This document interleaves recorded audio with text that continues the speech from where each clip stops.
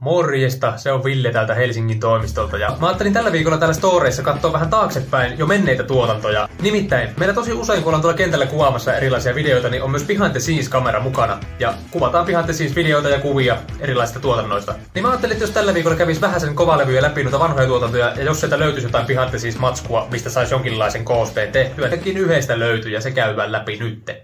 Eli tässä oltiin kuvaamassa asiakkaille mainosvideota, jossa oli tarkoituksena esitellä kaupungissa ajavaa autoa sekä etenkin tuulilasi näkyvään ilmestyvää grafiikkaa. Ja koska tässä videossa pääpointti oli nimenomaan tuo jälkikäteen lisättävä grafiikka, joka lisättäisi tuohon oikeasti näkymään, mitä niin näkyy kun autolla ajettiin ympäri kyliä, niin meidän kuvaaja Sami suunnitteli tämmöisen erikoisrikauksen tuolle kameralle, että saatiin se imukupeilla ikkunasta ja katosta kiinni tommoselle pleitille tohon, että niin tulee varmasti tasaista kuvaa. Ja kun kamera oltiin saatu rikattua kiinni, niin sitten sitä lähdettiin kurvailemaan ympäri kyliä. Tuona päivänä kuvattiin eri lokaatioissa ihan tolle jalustalta ulkokuvia autosta, drone-kuvaa autosta ja sitten todella paljon sitä itse ajokuvaa, jotta saatiin mahdollisimman paljon sitä tuulilasinäkymää kuvattua.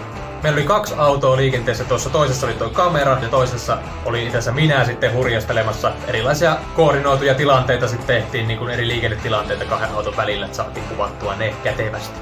Täys pitkä ja vauhdikas kuvauspäivä, mutta ihan äärimmäisen mielenkiintoinen ja tosi erilainen. Ei ole kyllä itsellä tullut toista ton kaltaista kruisailukuvauspäivää vastaan.